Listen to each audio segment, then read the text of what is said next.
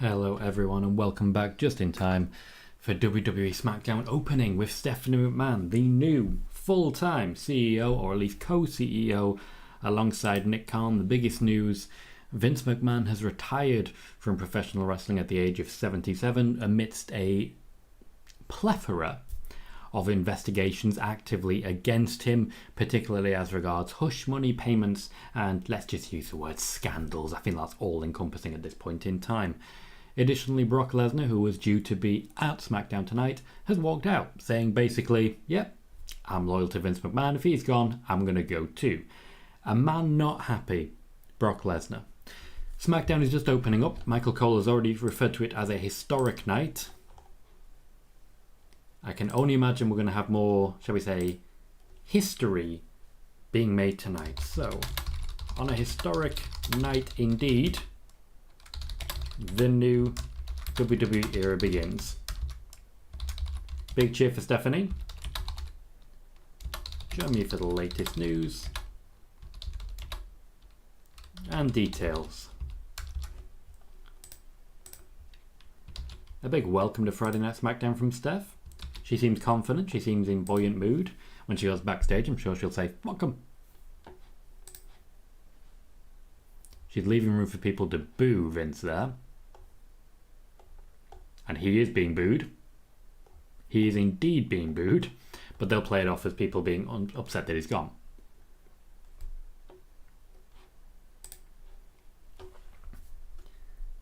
Thomas Phipps says, what do you think this will mean for the likes of Ciampa? Absolutely nothing. And Sean says, hello again, Tom. Funny we keep running into each other here. Indeed. Indeed. Funny. The SmackDown crowd chant, thank you, Vince. Despite everything going on, it's a thank you, Vince chant that we get.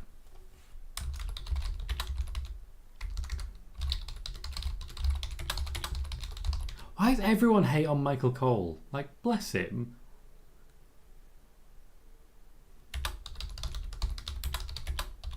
Despite investigation for numerous scandals, the WWE Universe chants, thank you, Vince. It's weird hearing Stephanie call him Vince. Bailey says, that was quite a turnout for spoiler warning. It was indeed, Bailey. It really was. I think we peaked at about 176. We hit 170 multiple times. There are thank you Vince signs in the crowd. It's not right. And that was it from Stephanie.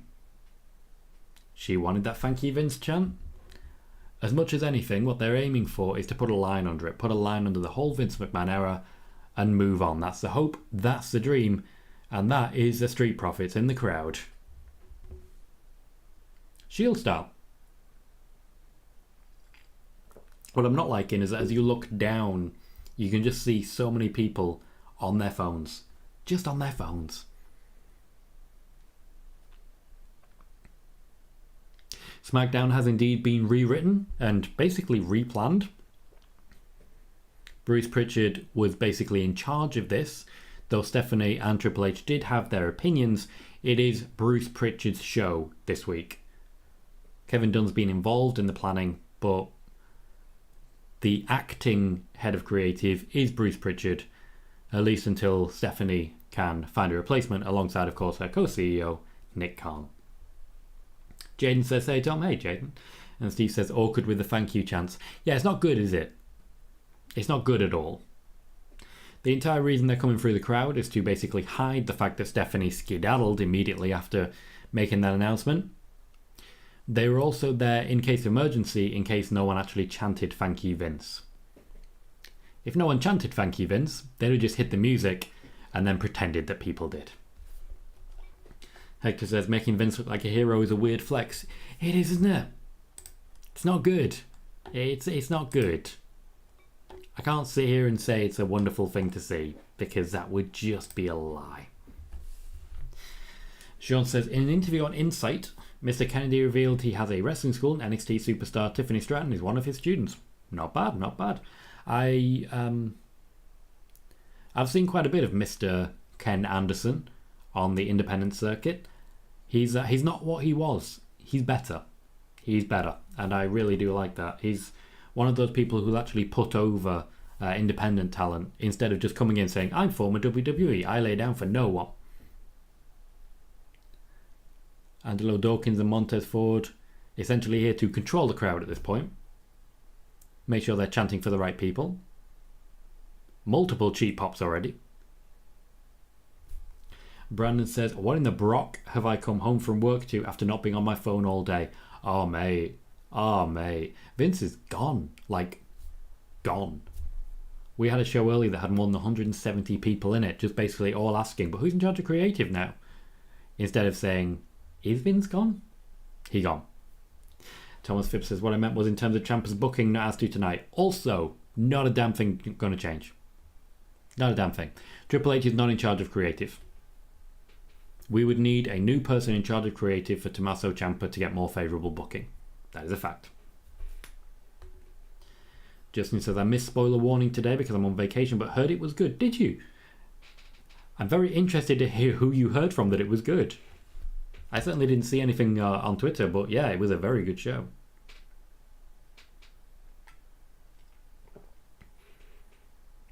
For some reason, Austin Theory is interrupting the Street Profits. Gonna be blunt, that don't make sense. Sorry, Theory. I keep forgetting to not call him Austin. Sean says, as regards Mr. Kennedy, he also said if he came back to WWE, he'd be a GM. I feel they've got a pretty good GM at this point, to be honest. I'm very happy with the GM that they've got. Adam Pearce is doing a pretty good job. Bailey says, is this the last show WWE will ever refer to Vince during a program? No, it won't be the last time they refer to him during a program. For example, Pat McAfee, if he keeps going, he'll be referred to. Austin Theory, if he actually wins the championship, we'll see vignettes featuring Vince McMahon. They're not going to hide him. This is not a Sasha Banks situation. It is very much a The Rock situation, a retiring hero situation. We're going to see a lot of Vince in the near future. Fanatic Gamer says, hey, love to see Mr. Eric Bischoff, the new chairman in WWE. You will not be seeing that under any circumstances. The WWE will not do that. They have no interest. So we had our first mention of the absent Brock Lesnar there from Theory, who says he's going to cash in on Brock. I don't see it. Jaden says, is Brock still gone? Yep. He gone. He gone. Yes, Justin, or name redacted. Won't be anything similar. Sean says, thoughts on Alexa winning the 24/7 championship? I mean, she's won a championship. It's been a while. I don't mind it.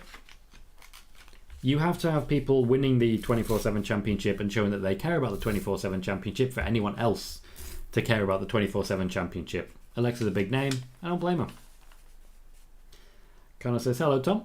Sorry I was not here earlier, was playing a game. By all means, mate, you play a game. I completely respect that. Earlier on, it was busy. It was very busy. We have more than 170 people in here. And we just had a great time. We just had a great time. So glad to see you, mate. Hope you're looking forward to Smackdown. Hi, Megan. How you doing? Bailey says, WWE may hide Vince if more Wall Street Journal articles come out. They don't need to hide him. He's gone. He's left the company. Admittedly, he's still a shareholder, but he's no longer a factor.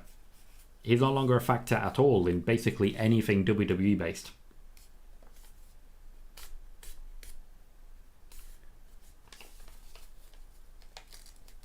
Madcap Moss is assisting the Street Profits against Austin Theory and the Usos. This is screaming 6-man tag match.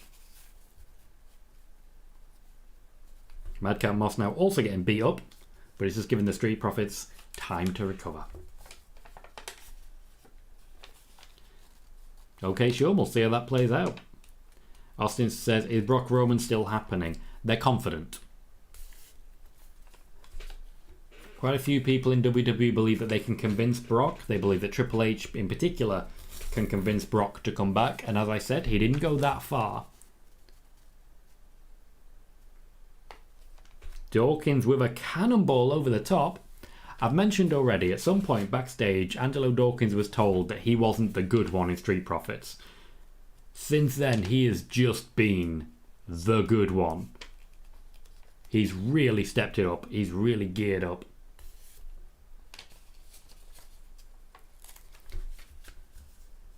Interesting that they left only one championship in the ring to be held up. They've gone to the commentary team, which suggests we aren't going to get six-man tag. Maybe that's just our opening segment. Connor says, Vince is gone. He better not try and get in my cupboard. He's been there a whole time. Jaden says, is Ronda turning heel tonight or at SummerSlam? I'm going to go ahead and say no comment. You be patient. SummerSlam's next week, Jaden. Next week. Megan says, doing good. Average number is creeping back up on my screens, which is nice. Still only 1.5, but I'm getting there. So in the meantime, I'm enjoying people fighting the urge to let loose on Vince retiring. I'm not really one to bite my tongue, as most of you know. But at the same time, I do try and be as professional as possible. And a large part of that is respecting innocent until proven guilty. Vince McMahon has not been proven guilty. That is not the case. He simply has not been proven guilty. That said, he certainly hasn't been acting like someone who isn't. But that's just speculation. Austin, it does not look like Brock Lesnar is going to be there tonight at all. That is correct. Shinsuke Nakamura is on the way down to the ring. He will be taking on Ludwig Kaiser in the build to Gunter versus Shinsuke Nakamura at SummerSlam. As I did report this time last month, the WWE are determined to make sure both the US and the Intercontinental Championships are on the SummerSlam card this pay-per-view. They were not going to let them be off SummerSlam. They are aware of the fans being quite pissed off at the lack of coverage for them. Connor says, no, why Vince do this to my cupboard? Well, it's Vince's cupboard now, mate. Vince is everything. He's got to go somewhere. He's not just going to vanish. Watch him buy back the XFL and just go nuts. Hector says, playing devil's advocate. For those who say Vince being gone could attract more people to want to sign with WWE, but Vince is such a legendary figure in wrestling regardless of his past and current allegations. To be fair, Nav and Nick Khan and Steph aren't Vince. So it'll be interesting to see how they pitch people to re-sign or sign in general. There are a number of Vince McMahon loyalists, particularly the longest serving members of the roster, such as Brock, such as Randy Orton, who are not going to be happy with this situation. And when you can't work with someone like a John Cena or a Brock Lesnar, it will impact your willingness to sign. That said, I do feel it really depends on what happens in the next few weeks, whether the WWE can convince people to give it a shot. It really is up to, for example, Triple H. It really is down to him to convince wrestlers to not just come into the company, but stay there.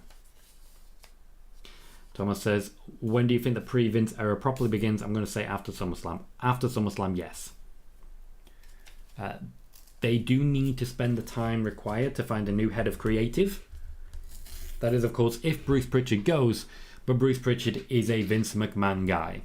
He's a Vince McMahon guy, so I don't see Bruce Pritchard sticking around. I don't see Kevin Dunn sticking around.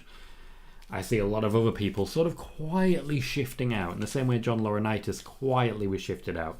I did mention there was going to be an announcement as regards John Laurinaitis. It's a big one. It's a big one. Connor says, is it true what I read on Twitter that Goldberg is a person that is back up to Brock if they can't get Brock back on side?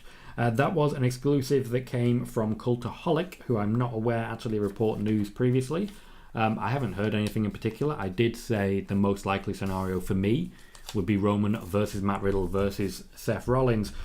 But it really does depend what the plan is. I am a little bit disappointed that Randy Orton picked up his injury, because we've not just missed out on Brock Lesnar versus Roman, we also missed out on Randy Orton versus Roman, and it's just, things have not been going well for SummerSlam this year. Jaden says, what did Steph say? She said, thank you, Vince, and that was pretty much it. Kervin waves goodbye to Vince McMahon. Joey says, I hope this is the last show Bruce writes. It will not be the last show that Bruce writes. He's already written up Raw, and he's already written up SmackDown for next week, even though there will be changes along the way. he's also mostly written up SummerSlam. So I suspect we'll at least get through SummerSlam before any changes are made. Sean says, do you see any women leaving or not re-signing with WWE, like Becky, Alexa, Charlotte, etc.? This is all pure speculation at this point, so I'm not going to comment. Whether or not people re-sign based on this, it's hard to say because there is literally no way of knowing. I don't know anyone personally of those people that you've mentioned who would come to me and say this is happening or that's happening or I refuse to sign a new deal now. So we're going to have to wait and see how that plays out. Jaden says, who do you think is going to become head of creative? Whoever is hired by Stephanie and Nick Khan. We can't sit here and say, oh, it's going to be this person, it's going to be that person. Right now, it's Bruce Pritchard. The hiring call will go out shortly, and we'll see who actually signs up. Thomas with the same question. Eric Douglas says, do you think Liv Ronda will be the new main event? New main event what? If you mean SummerSlam, no, Roman Reigns will still be the main event of SummerSlam. Connor says, who do you think is the most likely person to become head of creative? Once again, there is no way of knowing at this point in time what is going to happen with the head of creative position. We don't know, one, when the job advertisement is going to go out. Two, who's going to apply for it. Three, who they're going to want to interview. Four, who they're going to want to hire. There is way too much going on to be able to answer that. Kervin is suggesting Vince Russo. Sai says, hey Tom and all. Tom, do you think Vince's retirement brings forward any sale of WWE, or does the appointment of new executive positions make that less likely? It makes it less likely, certainly, but I do feel like the major obstacle between WWE being sold and WWE not being sold was Vince McMahon.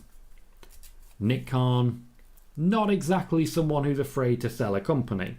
I don't really believe Stephanie McMahon is afraid to sell a company either. Vince McMahon was the blockade. That is no longer the case.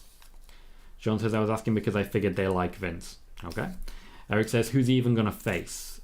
What do you mean? When you say who's he going to face? Oh, Roman. They're still working that out, but they have not given up on Brock Lesnar yet. Okay. They've not given up on Brock. Bailey says, speaking of SummerSlam, the event is outdoors. There's a 50% chance of rain next weekend. They will have like a canopy, as it were, but it would be very, very funny if all the crowd had to depart because, oh my god, it's so wet. Nakamura is wearing all black, and I like it. Got a bit of red trim. Admittedly, he's wearing mostly black, I should say, but I like it. Main reason likely because Gunther and Ludwig Kaiser wear all red, so he doesn't want to look like he belongs with them instead of against them. Now, the last time we saw this match, Nakamura didn't just win, we also saw Ludwig Kaiser take a beating from Gunther afterwards to basically say, I'm in charge of you and you failed. This is the attempt to redeem himself from Ludwig Kaiser, someone who has been performing extremely well, has not been winning matches as it were, but that's not really his role at this point in time. Gunther's trying to coach, which is not really something he does, but I definitely see Nakamura picking up the win and then Gunther at SummerSlam essentially saying, I'll show you how it's done, and showing him how it's done, because let's be honest, Nakamura ain't winning. Thomas, it's not up to me, and it really does depend who applies. If, for example, Mick Foley applied, I wouldn't necessarily say no. If Paul Heyman applied, I wouldn't necessarily say no. But I know a lot of people are saying, oh, it should be Paul Heyman. What if Paul Heyman doesn't want it? Joey says, do you think WWE will go back to hiring indie talent with Triple H back? No. I think they'll hire exactly the same way they had done because the hiring policies are Nick Khan's, and Nick Khan is currently the co-CEO of the company. Nick Khan outranks Triple H, so hiring practices come down to Nick Khan still, and of course Nick Khan who brought this in. Megan says, exclusive news, the new head of creative is me. We have a Stat Queen head of creative. Not me. Me. No, me. Not me. Me.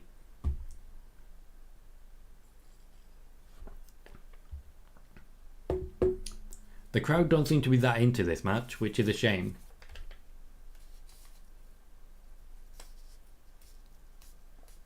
I do feel like they're sweetening the audio slightly as well. Oh, wow. Hector says, Tom, just let the fact that Vince is retired before Ric Flair sink in for a second. Still crazy to me. That.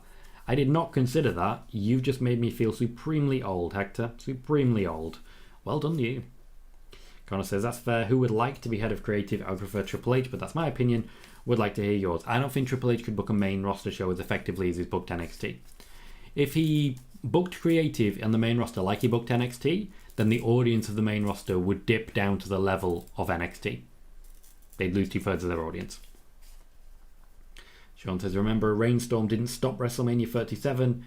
It wouldn't stop SummerSlam. Shouldn't stop SummerSlam. Absolutely shouldn't. But I would love to see Samoa Joe in a poncho again. Thank you very much for following over on Twitch, Sal. Welcome to the show. Hopefully you're enjoying SmackDown so far. And of course, if you're not already aware, this is an Ask Me Anything show. You jump in, you ask whatever questions you would like, and I will endeavour to answer them, particularly if it regards the retirement of Vince McMahon. Welcome, Sal. How you doing? Corbin says, Mr. McMahon news. Don't be surprised if SmackDown gets a big rating. No, I agree. I agree, especially with the news of it being rewritten, the news of Stephanie McMahon opening the show, the news of Brock Lesnar's walkout. There is more than enough reason to tune in to SmackDown today. Megan says, imagine if someone like one of us gets the job, would be utter chaos, and I kind of want to see it. If the call goes out far and wide, 100% I'm applying. 100% I'm applying for that. Megan says, if they promote from within, I would still go Triple H and Paul Heyman if they want the job. Brandon says, has Ricochet been forgotten about now after losing the title? Pretty much. The reason he won the title was to get it off of Sami Zayn, because Sami Zayn was losing to Johnny Knoxville. He was a transitional champion at best. Joey says, I'm sick of these college athlete signings. I liked everyone Triple H brought in. Well, then Triple H needs to keep bringing people in. That's where it is. Yes, Sal, I do like the WWE. I like watching wrestling, and WWE's got the wrestling that suits me best. Luke O'Reilly says, same man, give my mate Tommy Stacey and Nathan a shout out. Okay, I did. Justin says, I still believe Ronda wins at SummerSlam. By all means, you believe what you want to believe. I believe differently. We just disagree on this one. We'll see how it actually plays out. I feel it would be cynical to have Ronda win, and it seems like a very Vince thing. Bailey says, Ric Flair is only 3 years younger than Vince. Will actually be wrestling in a week. He will. He will. And as such, Vince McMahon is likely to outlive him. Thomas says, does this mean that Triple H has more control with NXT again? Not necessarily, but he is still in charge of NXT. That's still a large part of his role. So that's essentially the plan going forwards. Triple H will still be in charge of NXT. He just has additional duties on top of it. Connor says, have people claimed the gifted memberships from last week yet? They have not. To my knowledge, they have not. I hope you haven't been charged for them. I really hope you haven't been charged for them, because I don't even necessarily know if they're sitting in limbo because we're on a different stream now. I'm hoping what happened is, because no one claimed them and collected them, it just went back to you and like the money was refunded. That's my hope anyway. But yeah, at the moment, nobody has claimed the gifted memberships, and I'm surprised by that because I'm confident with the amount of people we had watching earlier. There were like 150 people in the chat. Surely it would have happened there. Omega just shouts my name, says Tom Colohue. How you doing, Omega? How you doing? Great to see you, mate. Hector says, I don't know if you mentioned this at all earlier in your spoiler warning show, but with Stephanie and Nick Khan being co-CEOs, if there ever was a dispute between the two, who would have final say, or would go to the board say that happened? Yeah, the board. The board would have final say. Obviously, as its co-CEO, it would go to the next highest ranking person. Jaden says, Sasha is in Boston. What's your source for that, Jaden? Give me your source. Justin says, only way Liv leaves SummerSlam, in my opinion, is no DQ with Charlotte or Bayley interfering. Hope Liv wins since she's quickly becoming one of my favourites. By no DQ, by DQ. Got it. Got it. I definitely could see Charlotte interfering, but I'm not sure who she'd be fighting with. Sean says, with Vince gone, will the bans on Twitch or Cameo be lifted now, or was that not Vince's decision? That was largely helmed by Nick Khan, so I don't see it being lifted on that basis. What I will say, though, is that people expecting massive wholesale rule changes, you are unlikely to be pleased. Okay, here we go. Devon says, I tried to and couldn't claim them. Connor says, I looked about the gifted memberships and couldn't see anything regarding it. So I do think they expired at the end of the stream then. That makes sense. There should be an opt-in option right at the top of the chat. And if you click opt-in, it gives you a little cursor and you click on that and it just activates the opt-in. You're opted in to receive gifts, as it were. So, Connor, if you can just double check whether or not you've been charged for them, because I absolutely don't want you gifting any more if you've been charged when you shouldn't have. But if you have been refunded, obviously that's a different situation. Gunter continues to not be happy with Ludwig Kaiser. Again, the crowd are not really into the match. Not really into the match at all so far. So I said, I don't think it's immediately clear how to claim those free memberships. I'm a member already, so can't tell, but is that a link somewhere that people can click? Right at the top of the chat, there is an option, a bubble that comes up that just says opt-in to receive gifted memberships. You click opt-in, it gives you a little toggle. And once the toggle is active, you're all set. Shinsuke nearly getting rolled up from Ludwig. Ludwig with a big facial expression, I'd say that. Jaden says she's in Boston with Bailey. People are saying it on Twitter and there's a picture that they took with a fan. Okay, so I don't entirely trust that. People saying it on Twitter is not a source. So Gunter did the main roster thing and distracted his own teammate. And now he's cheating. Now he's cheating.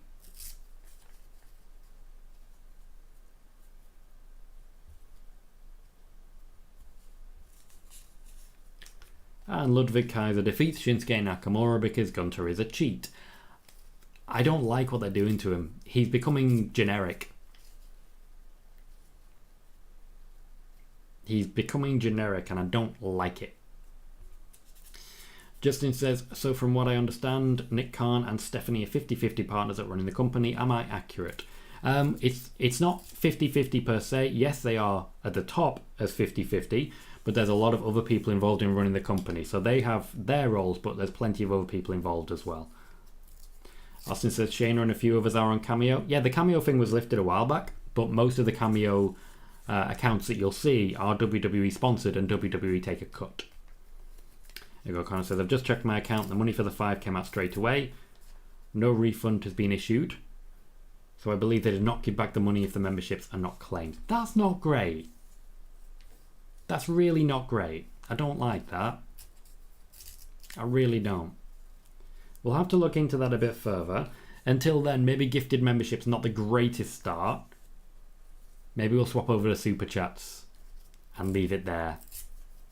Maybe for now that's a better option. But I do apologise there, Connor. If there's anything I can do, you let me know. I definitely don't want you to have money taken from you. Sean says, thoughts on A-Kid's re-debut as Axiom and Zoe winning the 20-woman Battle Royal. I mean, NXT 2.0 is kind of becoming NXT 3.0 at this point, isn't it? There's a lot of change going on down there. Gunter briefly seemed to be positive towards Ludwig Kaiser and still ends up chopping him. Liv Morgan and Ronda Rousey are backstage for their face-to-face. Whoever said that wasn't happening may have been incorrect. Omega says, with Tom Colohue as the new CEO of WWE, what do you think will be the biggest notable change we see? Well, as CEO of the WWE, what I think you're going to see is a lot more of Seth Rollins and Finn Balor.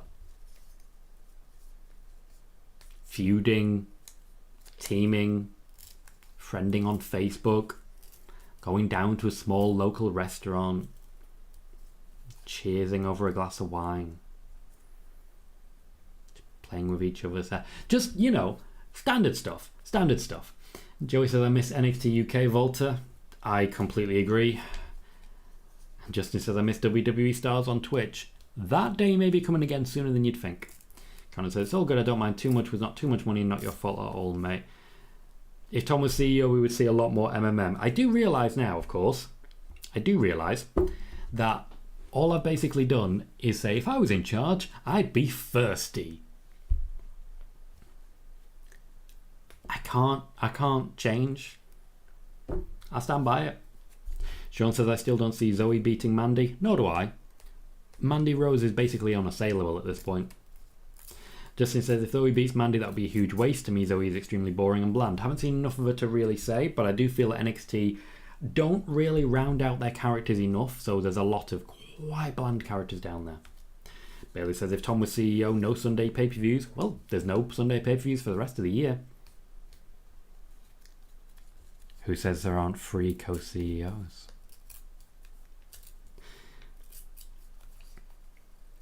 Corbin says, Charlotte probably going to get Ronda Rousey or Liv Morgan DQ'd. I want Shayna to get Ronda Rousey DQ'd. Best friend no longer. I would love to see Ronda Rousey versus Shayna Baszler, and I do think that day is coming sooner rather than later.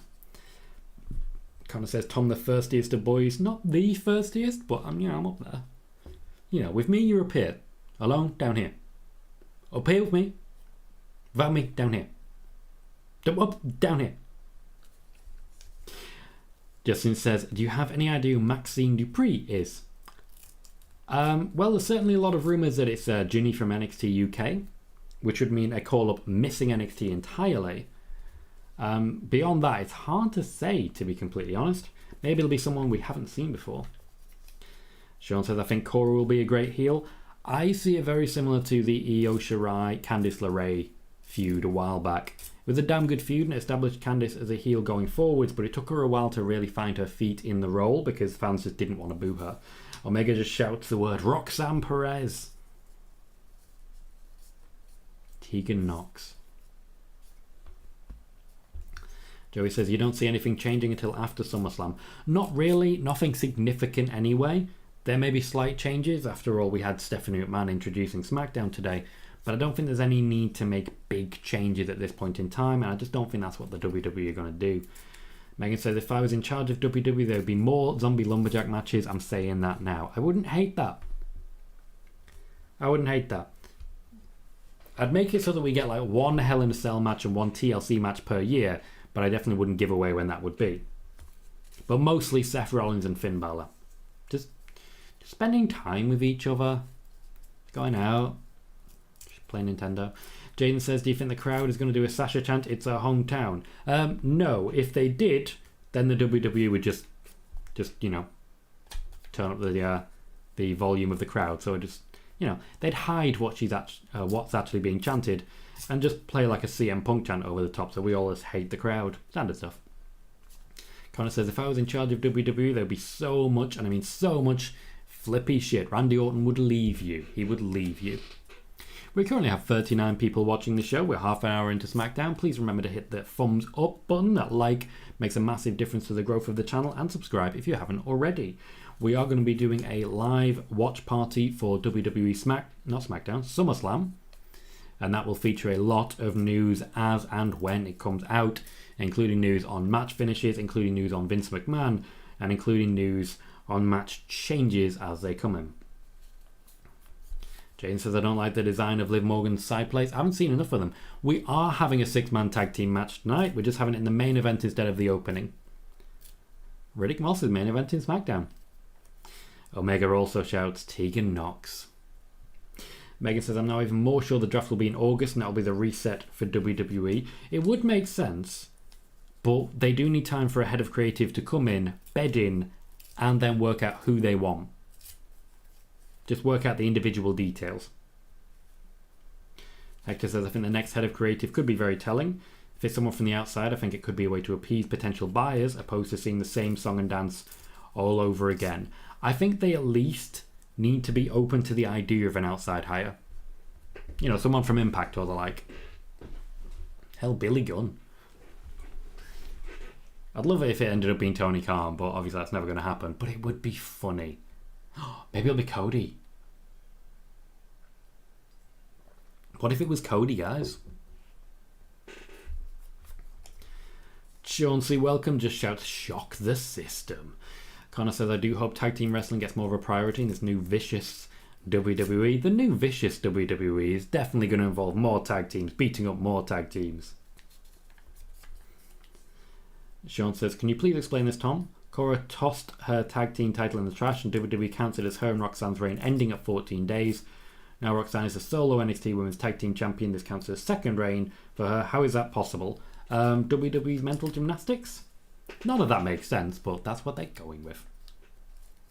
I did not realise Liv Morgan was taller than Ronda Rousey.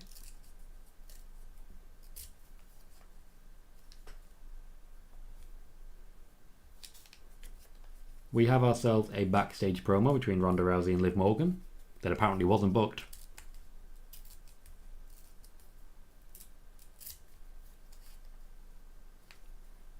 It's just standard SummerSlam build, nothing particularly fancy.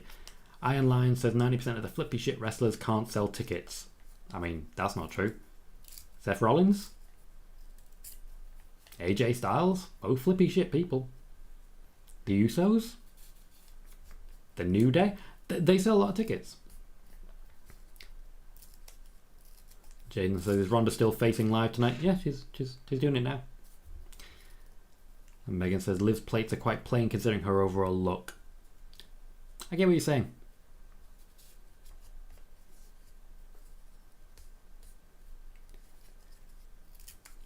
I want to say Liv Morgan's cutting a good promo. I know she can cut good promos. But this is very generic.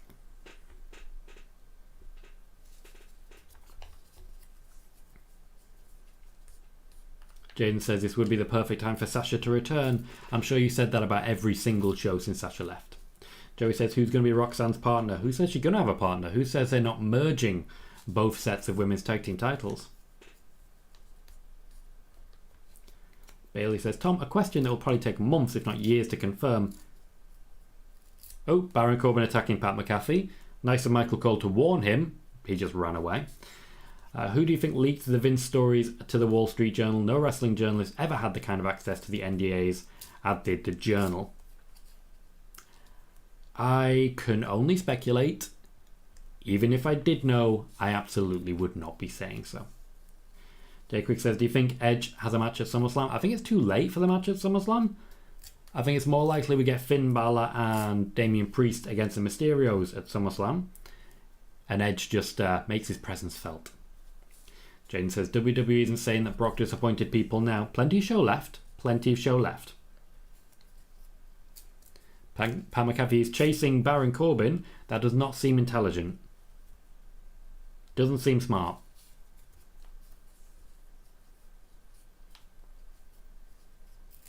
Corbin was waiting to ambush Pat McAfee, but didn't quite manage it. They're having themselves a mini pull-apart brawl, and I really do mean mini. Hector says, alright Tom, you've mentioned, but don't think huge change. You mentioned you don't think huge changes are coming, but if there are any changes, what in your opinion changes? How would it change the WWE for better or worse? Kevin Dunn, moving on. I think it changes the of the whole thing. You know, when someone's fighting someone and they're punching, but in reality you can't see the punches because it's like punch, punch, punch, punch, punch, punch, punch, punch, and that's it. You can't see a damn thing. I think that's changing, and I think that's changing in a big way, and I think we've already seen some changes for that. Kevin says people call Cora Jade the next WCW Medusa Alundra Blaze. Yeah, that's a really, really obvious comparison. I wouldn't call it the next anything. She did a very similar thing, and now we're all going to move on. Omega says, Tom, as CEO, what are your plans for Otis? Versus Sheamus? I'd do that. I'd put him in against some big guys. I'd move them both to SmackDown. I'd like to see Alpha Academy versus Ludwig Kaiser and Gunther. Versus Drew McIntyre. I think there's the right people there for them. It's just that they've not been anywhere near them for a while. And Jay Quick says, I'm very intrigued by Corbin versus McAfee at SummerSlam. Me too, honestly. It doesn't seem like a match that would be particularly exciting, and yet, here we are. It is exciting, it's interesting, it stands out, it's unique. It's not a rematch, it's not something we've even come close to seeing before. And they've been physical from the off. Now, we don't know how the actual match is going to play out, but I do think we can be certain in saying that both men are going to give it their all. That's what they do. They are very consistent, high-quality performers for the company. So, I'm interested to see how they play it. Connor says, I would like to see Roman versus AJ at SummerSlam if Brock doesn't come back, but I know AJ and Heyman don't get along, so probably not going to happen anytime soon. Both men are professional, and even though there is still some bad blood, AJ would have no issue getting into a ring and cutting a promo, getting into a ring and wrestling Roman. It wouldn't actually be an issue. Jay Quick says, I wonder when Triple H took over talent relations, if he said, bring me Gunter, and somebody saying, who's Gunter? Oh, if he said, bring me Walter, and somebody said, who's Walter? Got the punchline a bit late on that one. Triple H, of course, only officially took over today. Today was all change. Hector says, Tom, you're saying you're not going to miss the billions of camera cuts that cause us to miss AJ Styles' WWE debut and Edge's first spear since coming back from retirement. That's correct. That's correct. I would not miss them at all. Just can we just watch AJ Styles making his entrance? That would have been great. Even if we just focus on the Tron when it says, I am phenomenal, and we then know exactly who it is. It's just a bit shameful. Shameful. Fair enough, Connor. I think we can afford to revisit Roman versus AJ. I think the last time they really feuded was 2014, 2015? Either way, a while back. And I'm more than happy with the idea of getting it again, because at the time, damn, it was good. Like, seriously, damn, that was good. I also would have no issue with Roman versus Bobby. So, for example, having it that whoever won the US Championship match between Bobby Lashley and Austin Theory got an opportunity against Roman. I'd take it. That'd work for me. Of course, there's always a possibility that they just pull a fast one and just put Logan Paul into the match against Roman. Stranger things have happened. Jay Quick says, are we expecting a full house cleaning with Dunn and Pritchard leaving? No idea. I don't want to speculate on people being fired. I don't want to speculate on people's jobs. What I will say is that right now, the acting head of creative is Bruce Pritchard. There are a number of Vince McMahon loyalists who don't necessarily want to be there if Vince McMahon's not going to be there. And Stephanie McMahon and Triple H will start looking for a new head of creative. Well, Stephanie McMahon and Nick Khan, I should say, will start looking for a new head of creative shortly. Jay Quick says, I want Roman versus Seth. You and me both, mate. You and me both. Megan says, totally off topic, but I use the ad break to watch the trailer for the last Walking Dead episodes and I'm not okay right now. I am glad that's finally ending. Thank you, Kervin clarifies that AJ versus Roman was 2016. So still 6 years ago. 6 and a bit years ago. I wouldn't mind seeing it again. A very loud chance for Pat McAfee.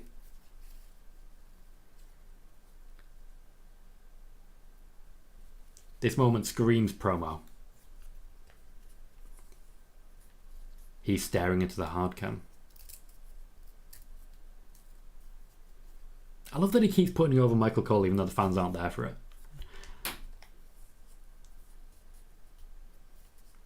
Connor says Roman versus AJ was one of very few rivalries that fans actually liked from Roman back then. Roman was a heel during it. Roman and the Bloodline. It was the beginning of the Bloodline. It was a test of where they were going. Roman was a heel. That's why it worked, and that's why I really liked it. And Bailey says, if Tom was CEO, he would bring back Glorious. I would. I know you're right. I would. I mean, you've nailed it there. If there's one thing I miss more than anything else, it's that theme. Every now and then. Sometimes in the middle of like going shopping and getting groceries or just in the street, I just think to myself, what would it be like to be glorious? When I wouldn't give in. I wouldn't give in till I was victorious. And I would defend. I would defend. That is the end of this week's build to Happy Corbin versus Pat McAfee. Pat McAfee will return to his regularly scheduled broadcast role. As I mentioned before, Pat McAfee's new contract does allow him to wrestle quite a few matches per year, so we're going to see him involved a lot more. Connor says I would also bring back I Am Perfection for Dolph. Yeah, I wasn't really there for it. I kind of like his current one. We're getting a recap of the New Day and the new vicious Viking Raiders. Of course, last week they actually got a bit of revenge by having Jinder Mahal and Shanky go on the offensive. Megan says, I didn't think I would like McAfee that much when he came in, but he's done a good job and it's actually been a really good fit for the company. I think it's been absolutely perfect. I was very pleasantly surprised with his debut in NXT against Adam Cole, and I've just really liked all his work since. He's clearly very dedicated. That's enough for me. Sean says this Wednesday Mandy will pass Paige and move to 4th place for longest reigning NXT Women's Champion. Io is 3rd with 304 days, Shayna is 2nd with 416, and Asuka is 1st at 522 days. Do you think Mandy passes any of these? No. Maybe Io, but definitely not Shayna and definitely not Asuka. Xavier Woods is literally wearing a unicorn head and that is creepy. Please stop doing that. I didn't enjoy that. I did not enjoy that at all. Please don't do that again. My expectation at this point is that we're about to get Jinder Mahal and Shanky versus the new vicious Viking Raiders. They ain't winning. They ain't winning. Key Rebel, welcome. Says blessings, Tom. Hope all is well. I for one say thank you, Vince. His morals is screwed up, but he's a hero in my eyes as far as the wrestling industry is concerned. And despite it all, his legacy should be celebrated. There are elements about Vince McMahon that should be celebrated. And I can separate the two. But at the same time, I can't completely separate the two. I don't think history is going to look kindly at Vince McMahon when more starts to come out. And more's coming. Thomas Phipps says, if you could bring back 5 past WWE wrestlers, who would you bring back? Triple H, certainly. Bret Hart. Shawn Michaels. Can I say Owen? I want to say Owen. And then someone who just fits the overall aesthetic of what's going on right now. Wouldn't bring back The Undertaker, obviously. I'm talking about these guys in their prime, just to be clear. Ooh, DiBiase. Ted DiBiase. He was a perfect heel. Ted DiBiase. Hector says, say what you will about Vince, but he will do whatever he can to make the company he helped build be in the headlines. Won't put it past Vince to do this knowing tomorrow is a Tony Khan-owned Ring of Honor pay-per-views tomorrow. Seems like a pretty petty move for Vince. It is not related to that in any way, shape or form, but I see where you're coming from, Hector. Joey says, nothing's new about the Viking Raiders. They're still booked like crap on the main roster. You say that, but since returning, they've just beaten up everyone and won any match that they've been involved in. Like, that's definitely better than they were being booked. Connor says, if Vince not being there anymore, does that increase or decrease the chance of Sasha and Naomi coming back? Because I don't know if Vince has an issue for them. Can't say. It would be pure speculation to say one way or the other. I do know that there has been no official confirmation one way or the other that Sasha Banks has been released. I do know that they were more open to negotiations, knowing that Vince McMahon and John Laurinaitis were not going to be involved in them. But I also know that nobody in that particular group has signed a new deal yet. Kevin and Joey celebrating the wonder that was SmackDown 2016.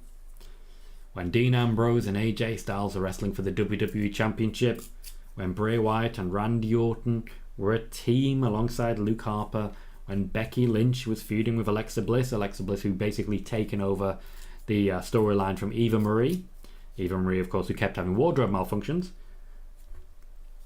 What a world we lived in. But of course that was also the rise of probably one of the biggest tag teams in WWE history. Heath Slater and Rhino. It's also worth pointing out that particular tag team is the main reason the Usos turned heel, and that was the beginning of the Usos we know now. Jinder Mahal launched into the New Day. The Viking Raiders eventually win by count out. That's a way of winning. I don't understand why more people don't take it. But they do need to stop announcing them as the new vicious Viking Raiders. That's just weird. Also, I really like Kofi Kingston's jacket. I really like that jacket. The Viking Raiders walking away. Jinder and Shanky took a beating. That was their entire role there. This is very much screaming SummerSlam pre-show.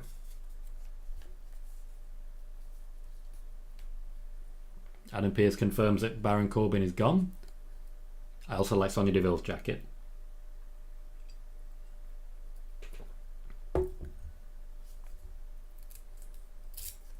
So Sonya's role is basically to say that Adam Pearce shouldn't have the job.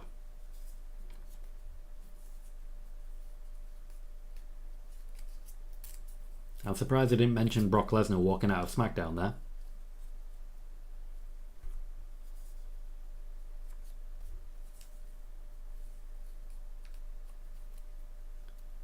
I would very much like to see Sonya Deville actually competing in matches or winning one. That would be great. That said, this is how Naomi's push started, so I'm not going to complain too much. Oh, is Sonya wrestling? Sonya is wrestling. Sonya Deville versus Raquel Rodriguez. Okay, so we've got a women's match. That's nice. About time.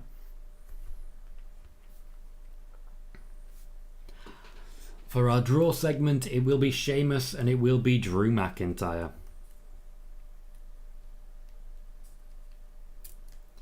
Of course, Sheamus is still sort of dodging Drew McIntyre at the moment, sending Ridge Holland and Butch in the way to take the losses for him. I'm sure shortly they're going to start talking about Sheamus' long undefeated streak when he hasn't wrestled in months. That's the usual way.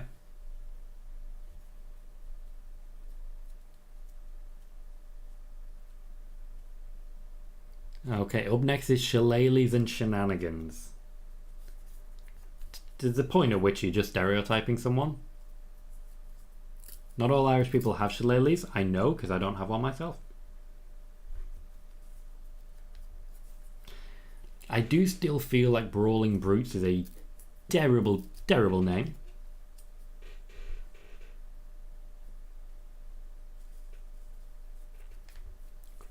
They're advertising Matt Riddle and the Street Profits versus Roman Reigns and the Usos on Raw, which is a pretty good spot. But also you have even more Logan Paul. So balancing acts. Swings and roundabouts. Rey Mysterio continues his 20-year celebration. Undoubtedly will be interrupted by Finn Balor. No mention of Brock Lesnar. No mention of Brock Lesnar at all, but mention of Roman Reigns, who will of course be wrestling. It's interesting tracking what's going on with a lot of these.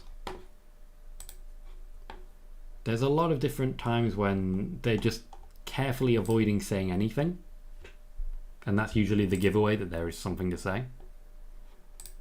It shouldn't be. It shouldn't be that easy, but we are where we are.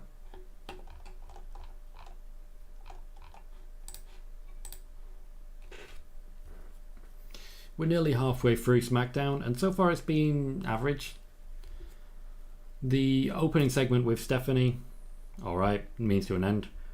The match between the Intercontinental, not the Intercontinental Champion, between Ludwig Kaiser and Shinsuke Nakamura was just kind of there. Someone as talented as Shinsuke Nakamura should really be standing out in matches like these. And it did sort of... They're normalising Gunter and I don't like it. Just put him in the match, let him beat up Nakamura. Everyone will be happy with that, apart from Nakamura. This was of course followed by Liv Morgan and Ronda Rousey backstage. Short promo, not particularly impressive.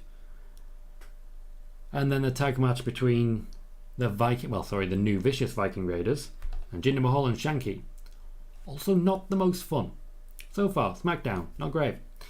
Jay Quick says, could they move Corbin into a title match if Brock doesn't show, or would it be the big type name that equals Lesnar's star power? It would have to be someone as big as Brock Lesnar. That's the rule in WWE. If you can't deliver a match, you have to deliver something bigger. There aren't really many people bigger than Brock, so we'll see how it goes. Oh, okay, Tom, I have no idea then. Connor says, fair enough. At some point I need to go rewatch New Day vs Usos Hell in a Cell. It stands up. It stands up, I tell you that. Kevin says, if you have the power to change one WrestleMania match ending, what's it going to be? Any match. I'd have Asuka beat Charlotte Flair. Joey says, I want NXT Black and Gold back. Well, best of luck to you. That is never going to happen. And Sean says, I heard at a live event Raquel debuted a new theme. We'll see if she has it tonight. Interesting. We'll see if it plays. Connor says, Sonya's a good wrestler and is a legitimate contender for the belt. I wish they stopped jobbing her out. I agree. At the minute, she's still doing the favours for other people. And I just don't feel it's necessary. I really just don't think it's necessary.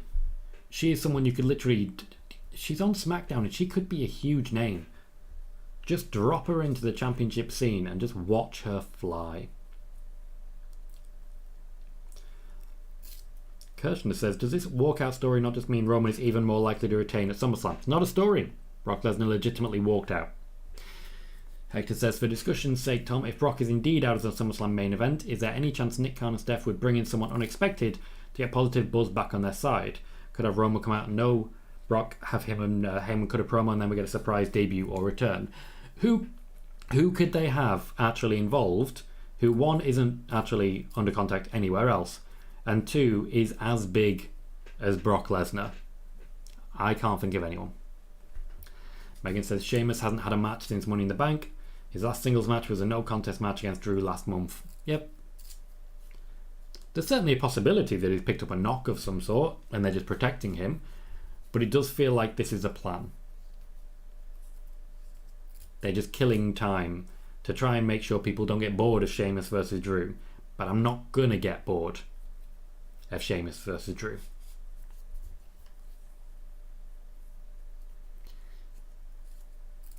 What's underneath the green, man? Connor says, is it possible WWE will allow Ray to come out of his old WWE theme? Don't know if WWE still has the rights to it. No idea. Not a clue. Kirchner says, it's not a story, but I don't. WWE is highly motivated to make the match go off. I don't understand. John says, I agree, Sonya is super talented. Lots of potential. Push her and she'll go. She will. She'll absolutely fly. Absolutely fly. We're getting a recap of Swords 2 weeks ago. I'm just a bit sick of McIntyre and the Sword. The big dramatic pullback. And of course the slight turn of the sword to make sure it doesn't clip anyone. Sheamus isn't wrong. He's a bit of a bleeding lunatic. Omega says, if I could change any match in WrestleMania history, I'd have Goldust beat Mark Merrow at WrestleMania 14. Interesting. Interesting. Omega says, really turn the tides of wrestling history. John says, as CEO, how would you book Alexa in AJ Styles? Well, I'd be putting Alexa back into the championship picture. I'd have Becky be losing to Bianca, and then I'd have Alexa involved in that championship picture. Wouldn't have her win it, not yet. I'd have Rhea Ripley win it, and then I'd have Alexa return to the championship picture. But honestly, I'd be having Alexa in her own feud with someone. I still think she'd be great managing Nikki Cross and Doudrop and sort of trying to coach them back onto the winning side. I'd like to do that. As regards AJ Styles, it's a harder one. I think they did a good job with him working against Judgment Day. I don't like that he just walked away from that. I think now's the right time for AJ versus Seth again. We've only had the one match, and I enjoyed it. Megan says, I like the sword, he just needs a stronger one. One that doesn't bend. Yeah, that's fair. Drew McIntyre has a very bendy sword. Jay Quick says, do you think there's a legit chance that Brock doesn't show up at SummerSlam? Yes. Connor says, I would change Triple H versus Booker T at Mania 19. Also what I'd imagine would be a very popular choice.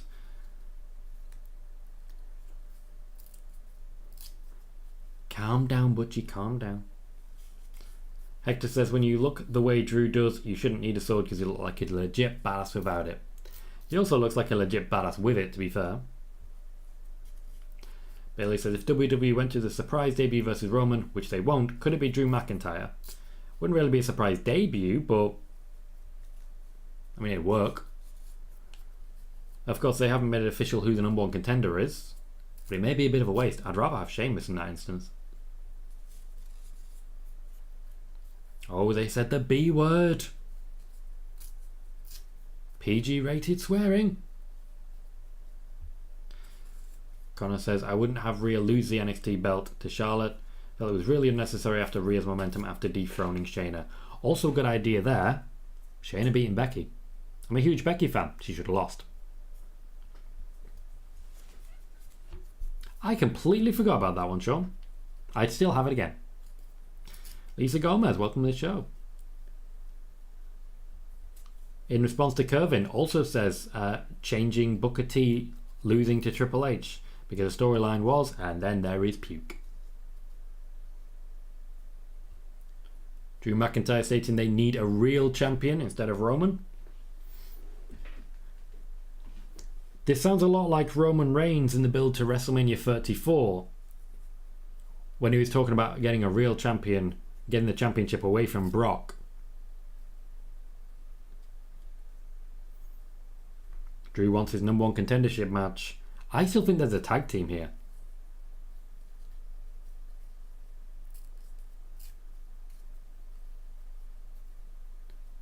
It's a solid promo from Drew, and I really like the facial expressions from Sheamus.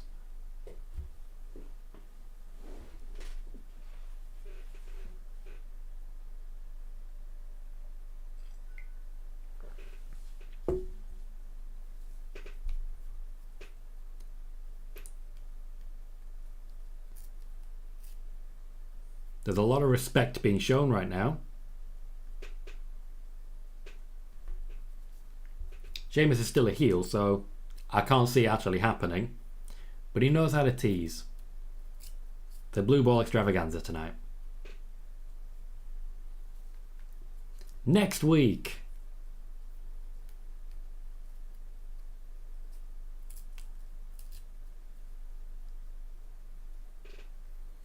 Sheamus enjoyed that way too much. Connor says Shayna could finally get a push, seeing as Vince was the one who didn't have Shayna win despite Becky pushing Shayna behind the scenes. Correct. John says if I changed an outcome, I'd change John Cena versus The Miz at WrestleMania 27. I'd have Cena win. Okay, that did kind of the end of the Rock feud before it even starts. Hector says I would have had Shinsuke beat AJ because the feud they built after that match just wasn't it. I don't need to see AJ and Shinsuke trading low blows. True, but I did enjoy the Shinsuke heel turn, particularly when he was in promos and he was like, sorry, no speak English. That was good.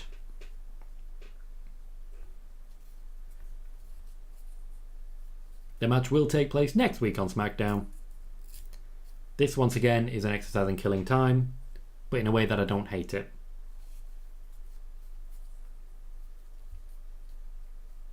Drew McIntyre is not allowed a weapon.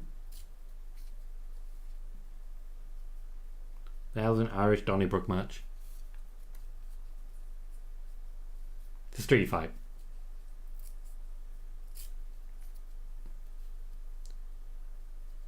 It's a street fight with sticks. It literally is pitching a street fight with sticks.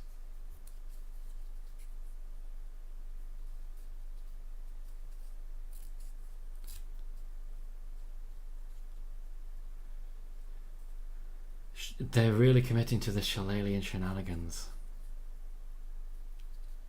KJ says, what's up, Tom? What a day. Oh crap, Roman is actually wrestling on Raw with Usos versus Riddle and the Street Profits. It's exciting, isn't it? I'm excited for that one.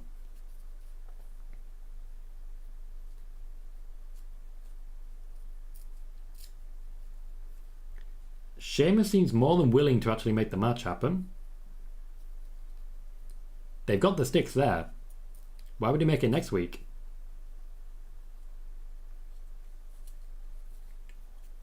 Why wait a week?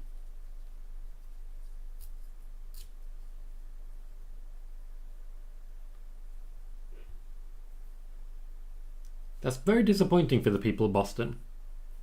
It's like, we're going to have a great match next week.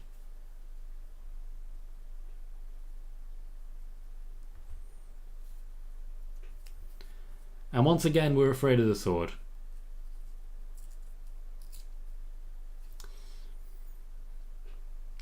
Like, he's a big dude. The sword just kind of seems unnecessary for me. Corbin says if Roman Reigns versus Brock Lesnar is not going to happen, what about SummerSlam triple threat, Sheamus versus Roman versus Drew? Then what are they going to do in Wales? You can literally see the cut So that was really quite easy. Sheamus held it over the ropes so that when Drew brought it down, it hit the ropes and then came back together. You could see the gap in it. Very good aim from Drew. I think he actually did hit the mark, which is not easy, but ultimately it wouldn't have mattered because the rope was there doing most of the work. Okay, Jay says, I'm sure you noticed, but did you hear Theory mention Brock and he just showed up in an ad? Yep. I did indeed notice that one. Theory don't give a shit. Sean says, I believe a few weeks Del Rio said WWE will put him in the Hall of Fame. He gets more delusional every day. He does. There is no chance that will ever happen.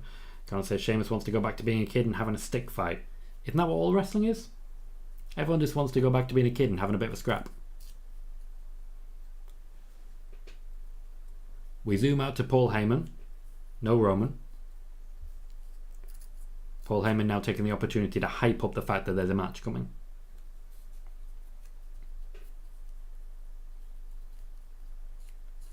Kirchner says, are we kidding ourselves that Lesnar versus Roman has any chance of not happening? Too big a payout to pass. It doesn't matter for Brock. Brock actually doesn't care that much about money. I know that so many people have painted him as a mercenary. He's not. He actually just likes Vince. Much the same way as The Undertaker. The Undertaker didn't care about payout. He just likes Vince. As weird as it sounds, many people don't believe it. Some people do like Vince McMahon. I know, right? It's weird.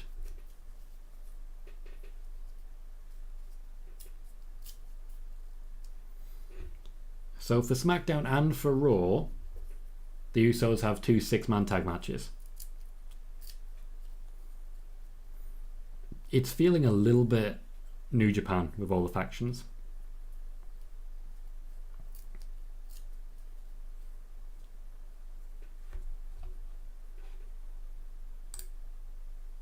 Paul Heyman seems confident. Also, he hurt himself with the fist bump, and I really enjoy silly little things like that. He hurt himself on the fist bump. It's cute. It's adorable. Raquel Rodriguez on her way down to the ring. Okay, pop. No pop when when the music started, but decent pop on the way. A real close zoom in on her back and the bottom of her back as well, which is, great. Pretty sure she just pretty sure she slapped hands so hard there she hurt a kid's wrist. Right, as we're heading into our second hour of our first wrestling match of the second hour, please consider, if you're on YouTube, hitting the like button. We have 10 likes at the moment and 21 viewers, so please do consider that thumbs up. We also currently have 623 views, which is pretty good. I'm pretty happy with that. The views that we're getting on these watch-alongs are going up and up and up, and I could not be happier with it, so I just want to say a massive thanks to everyone.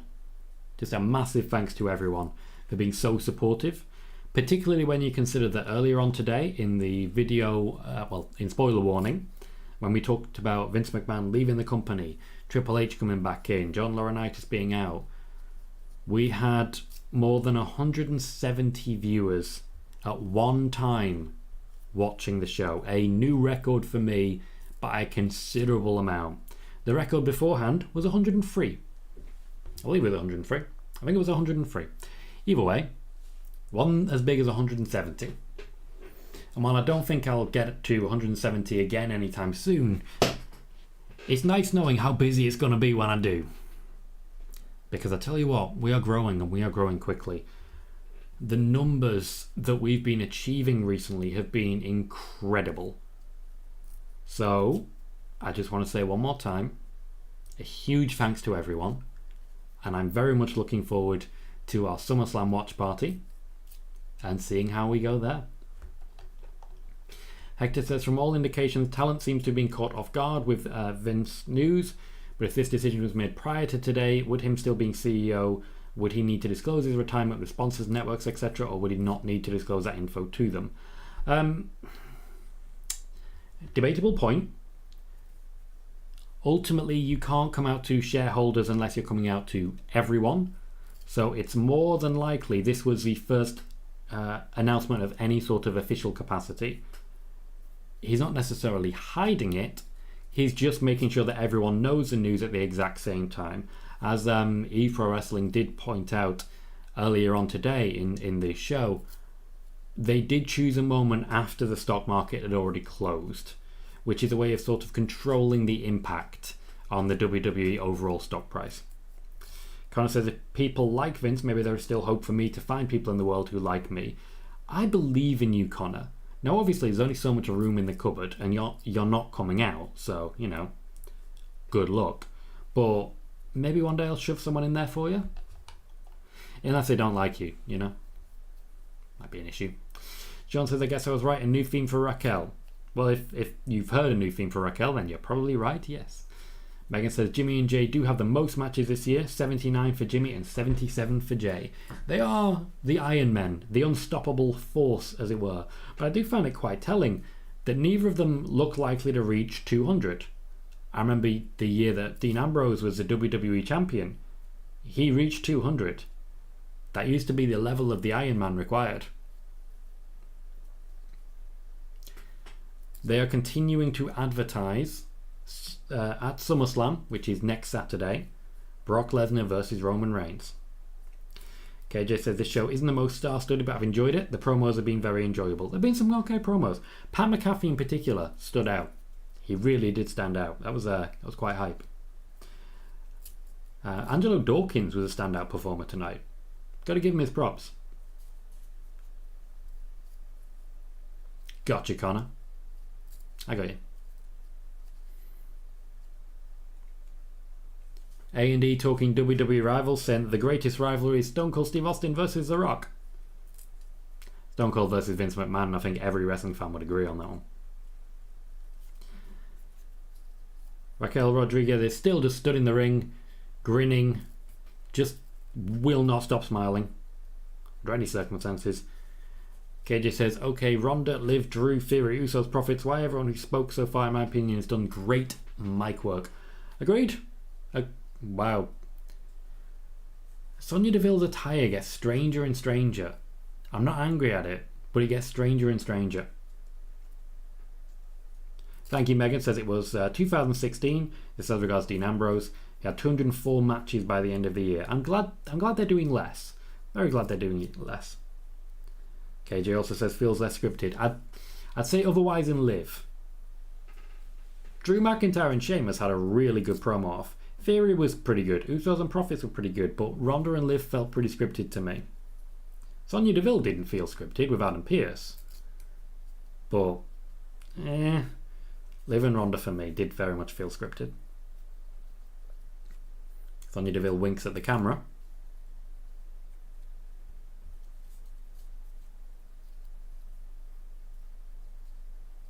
I do feel like these two should be able to have like a proper 15-minute barn burner, but also it's a women's match on SmackDown, so it's likely going to be 3 minutes long. And just not very fun for anyone involved. Hey Sergio, how you doing, mate? Bit of disrespect from Sonya Deville, which isn't a surprise. Megan says, once again as regards Dean Ambrose, he also had 218 matches in 2015. Roman had 213 that year, although he was beaten in 2013. Bryan had the most that year at 228. Ambrose was second on 218. Cesaro had 216. Oof. Wow, that's a lot of matches. Good acting there from Sonya Deville, who's been picked up and literally is screaming, let me down. Well, put me down, I think it was. I do always love a wrestler that's vocal in the ring. See Kevin Owens, for example, Chris Jericho. They make a point that you are always hearing them say or do something.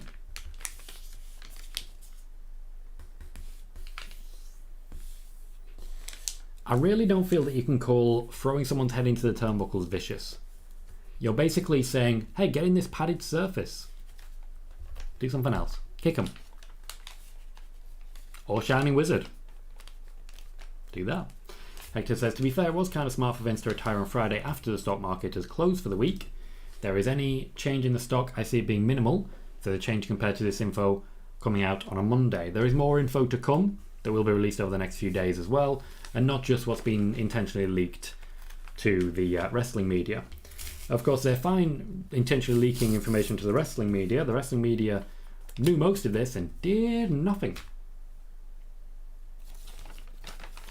Sean says, do you still see call-ups after SummerSlam? I do. They're bringing a lot of new people in to NXT 2.0 and a refresh seems to be necessary. Megan says, for comparison, last year's top number was Drew on 99 matches. COVID, to be fair. Jey Uso was second of 83. Bianca was third on 82. There was a lot less live shows, of course, so it kind of does make sense. Connor says, how was your binge of the Orville going, Tom? I remember you saying you were watching it. I'm just starting season 2 at this point. I'm still enjoying it so far. Plenty more to watch, of course, but I'm having fun with it. I did need a bit of a break near the end of season 1 because it did start to feel a bit samey. We'll see how it plays out. The crowd were briefly into the press and then it kind of wasn't a press. Bad landing from Sonya. Sean says apparently the Jericho-Kingston match wasn't perceived well. There were a couple of moments. But overall, still a decent match. I didn't hate it. It was a bit of a mess at the end, though. KJ says, I didn't think the match was all that bad. One's supposed to be pretty, but I felt Eddie should have won. A lot of people have definitely picked up on that.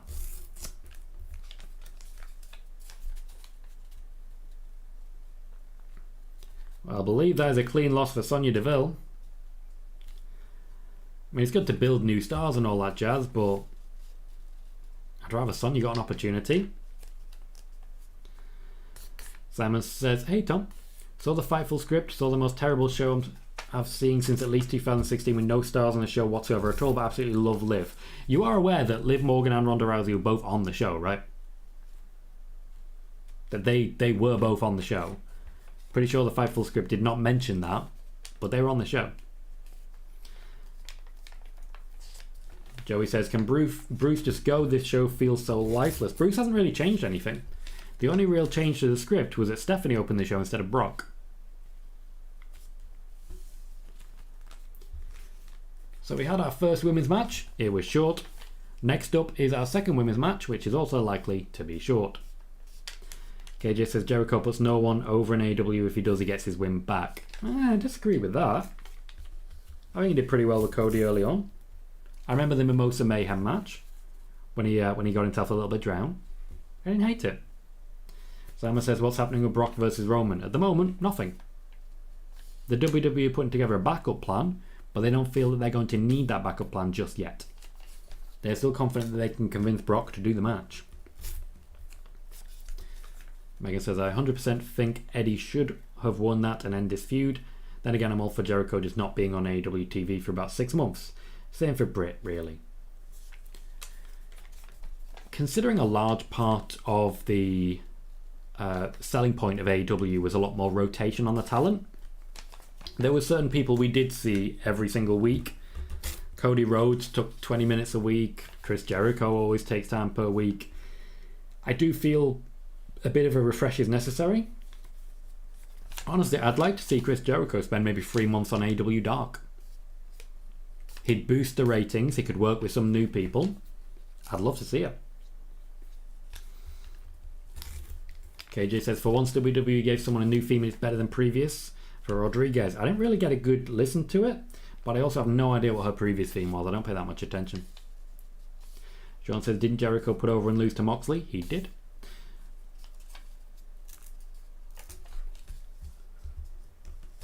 Simon, there are stars on the show. Drew McIntyre, the Usos, Ronda Rousey. There are stars on the show. It's not a case that there are no stars on the show. It's just that the star you want isn't there, and I'm not going to screw around with that one. Joey says, I really hope Goldberg doesn't face Roman. That'll be the worst main event of SummerSlam. Goldberg's been okay recently, but saying he's been okay recently when he should be winding down his career is a very different thing. Sergio says, did Sami Zayn get injured? Yes, he's carrying a bit of a knock, but that doesn't mean he's not going to be featured in some capacity. It's unlikely he's going to be off TV. They can just use him in that different capacity, providing distractions and so on and so forth. Hector says about Vince, I wouldn't be a wrestling fan. One thing I really hope changes now that he's gone is giving the foreign talent an actual chance and not doing the whole stereotype gimmick which Vince has done more than necessary. That is true. It's a very fair point. The Asuka heel turn, for example, Shinsuke Nakamura, just being Shinsuke Nakamura. Everything involving Rusev and flags. I don't know what happened there. At the same time, though, we also need a commitment from the fans to stop chanting, what? What? That's what killed Andrade. Vince McMahon didn't kill Andrade's career in WWE, the fans did. Devin says, I never knew someone could have a match not happen as much as Aaliyah. I did mention earlier, Becky Lynch, Eva Marie. It's got that vibe for me. If I'm doing a vibe check, that's the vibe I'm checking.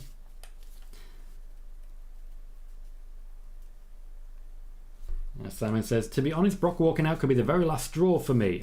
You've said that like 15 times now, and yet you're still here, so I'm not going to believe you. Sean says, remember we were supposed to get Goldberg versus Roman at WrestleMania 37, but Roman couldn't compete, so we could be getting it if it's the backup. Spear versus Spear. I don't want it. Hola, Dory Lazy. How are you? Welcome to the show. We're getting a recap of the Bloodline winning gold, advertised by League of Super Pets. It's not great, not great.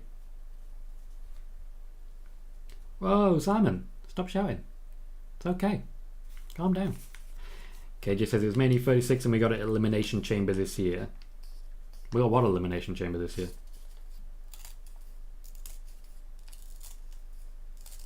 What did we get Elimination Chamber this year? We didn't get Roman versus Brock. That I know of, certainly. Simon says, where is Roman? Home? Yeah, just home. They're advertising one more time. The 6-man tag, the Street Profits and Madcap Moss, going against the Usos and Austin Theory. Can they coexist? I completely forgot that we had a Roman versus Goldberg match. Genuinely forgot. Probably because it was at the pay-per-view that I don't watch.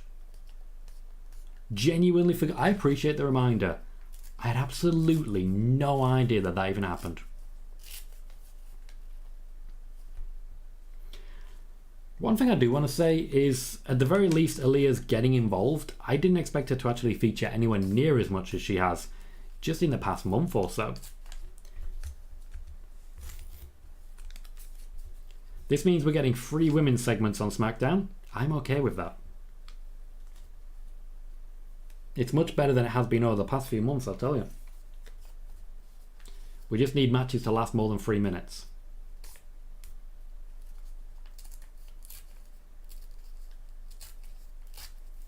I gotta be honest, I couldn't care less about Lacey Evans. We're getting a recap of her saying go to hell. Like, why am I still supposed to care about this? Meanwhile, Aaliyah is still on the turnbuckles, smiling and blowing kisses. I do like that dismount. That was pretty smooth. Reminds me of Aleister Black a little bit. The whole point here is building Lacey Evans as a credible heel. Lacey Evans will likely be taking on Liv Morgan after SummerSlam. So they do need to keep building her as strong as possible. Liv Morgan does have a few contenders now that she's the champion on SmackDown. Of course, you'll have to keep the belt to do that. But Lacey Evans is there. Sonya Deville's there, though Sonya Deville needs a bit of a rebuild. We also have Shotzi as an option, and of course, Charlotte Flair's return. So there are possibilities. Hector says, depending on how the whole Vince situation plays out, is there any chance Vince doesn't get inducted to the Hall of Fame of the company he helped build? No, there's basically no chance of that happening. I can't imagine a world in which he's never in the WWE Hall of Fame. It just doesn't make sense to me. Yeah, as Megan Riley says, figured that was the case because I remembered you don't watch the Saudi shows. I don't. It's very difficult for me to even feel invested in Saudi shows. I couldn't care less about the card. I ain't watching it. I keep hearing about how great the Hell in a Cell between Edge and Seth was. Couldn't tell you. No idea. I thought for ages that Bobby Lashley had beaten Goldberg in Saudi Arabia. Apparently not. News to me. KJ says 3 women's segments. Could that possibly be Steph? Nope, this was put together by Bruce Pritchard. The only change that's been made to the show is the opening segment. The 3 women's segments were all already planned. Simon says Goldberg versus Roman 2 in my opinion. I'll watch Goldberg just because I loved as a kid growing up. He's one of my faves. Sean says Vince's dad is in the Hall of Fame, so Vince will be in there too. Yep. Cheap heat there for Lacey Evans. Can Aaliyah just punch her? The awkward thing is, at some point we're eventually going to get the match, and then Aaliyah's just going to get beat up. And we know that. We know that.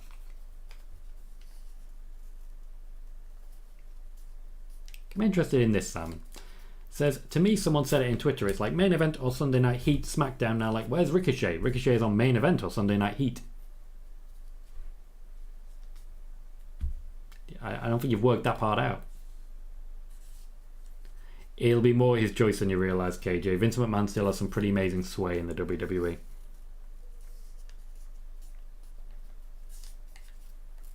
Wouldn't be a bad line, KJ. Not allowed to say something like that though, because it teases the idea that Cody's going to be back. You have to clear that sort of stuff with management. Maybe that's something that'll change.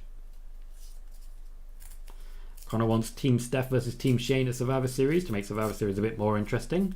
There's only so much Shane McMahon I can take, and also I don't want Steph to be on screen all that much.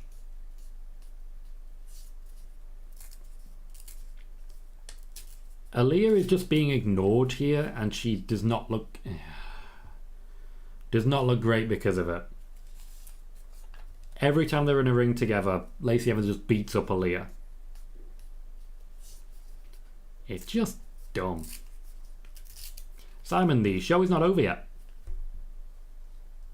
Show's not over yet. Sean says, who would induct Vince? Undertaker, probably. I'd say Stephanie and Shane are definitely up there. Triple H is a possibility, but if Vince had his way, Undertaker would be the guy. Megan says, why is it taking so long for Aaliyah to just smack her? Great question. Great question. This is all very unnecessary.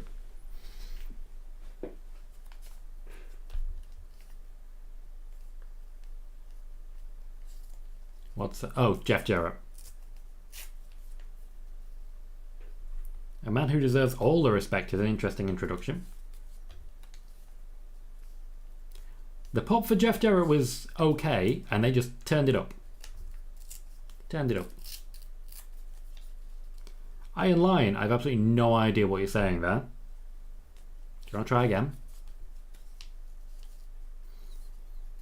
KJ says it was cheap heat, but in my opinion, another good promo.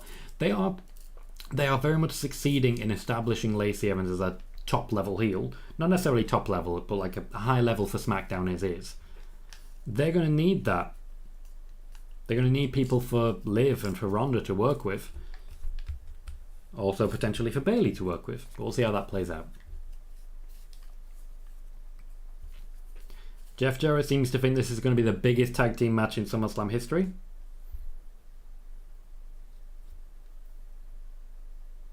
I mean, it's difficult to argue that. The Usos are big.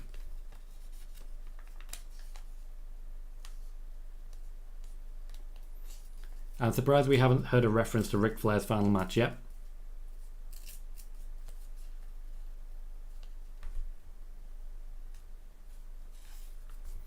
Connor says, this is the third time Lacey just hasn't wrestled. I'm getting sick of it. Same with Sheamus. Literally the exact same for Sheamus. They are playing the same thing. Sheamus is dodging a match. Lacey Evans is dodging a match. The only difference is, when it comes to Lacey Evans, she manages to get a hit in first.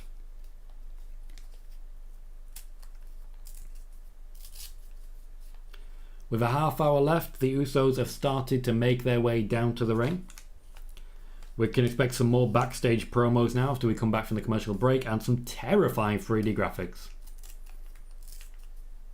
I don't like it. I don't like it. KJ says, is Jeff Jarrett from Nashville? Because I can't think of another reason for him doing this. Apparently so. Yep, apparently that's where he comes from. So that it's a cheap pop in person form. Simon says, at least some finally good news. Punk, Cole, Danielson, all fully fit and healthy, ready to go at All Out. Meltzer Wrestling Observer newsletter reported yesterday. That's cool. Everyone at once.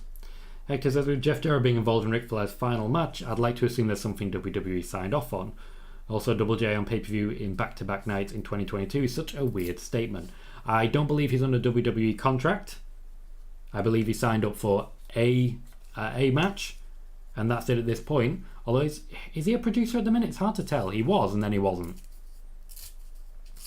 KJ says, how often will we see certain legends with Vince gone? About as much as we did before.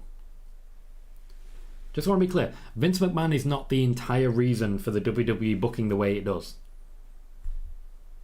For example, Logan Paul is genuinely bringing new viewers in a young demographic to the WWE. That same demographic is the demographic where we keep seeing AEW do so well. Logan Paul is the answer to that question.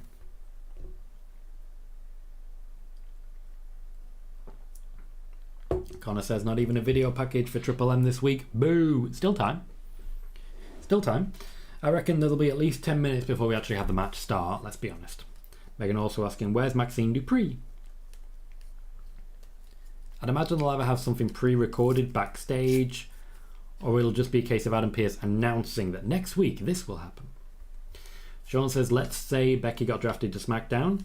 Who would be the next biggest female draw on Raw? Bianca. Yep. Bianca at the moment, Alexa Bliss just behind her. Of course, Alexa Bliss could overtake her if she was back involved in championship pursuit, but it would be Bianca. They are trying to get Bianca up to the level of the four horsewomen, and by and large, they've been very successful at it. After Alexa, it would be Asuka, then Rhea, and so on and so forth. So I'm hoping we at least get a mention of Triple M today. Even if it's Adam Pearce on the phone pretending to speak to Max Dupree and saying that, you know, nothing's going to happen tonight. Sai with a correction for Simon, saying Meltzer said that is a hope for those guys, but no timetable for Danielson. Very different thing then. Very different thing. Thank you, Sai. KJ says hopefully they push Liv to Horsewoman level or very close. That starts with retaining the championship at SummerSlam. They got to get her away from Ronda if that's going to be the case. Get her beating Lacey Evans, get her beating Sonya Deville, get her beating Charlotte Flair.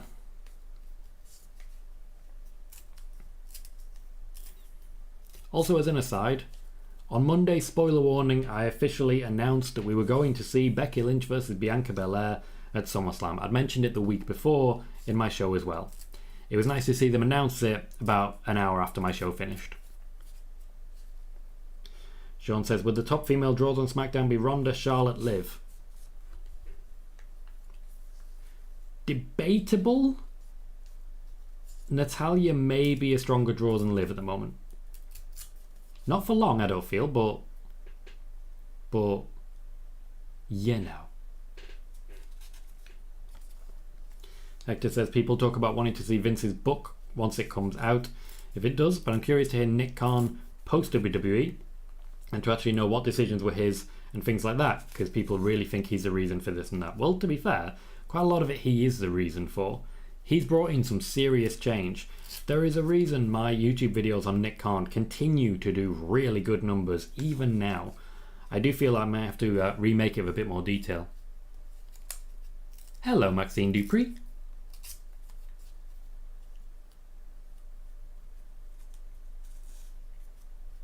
So it's not Ginny.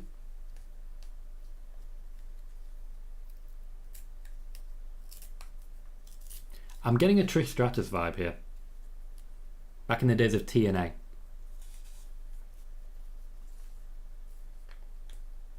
Wait, you wanted a vignette?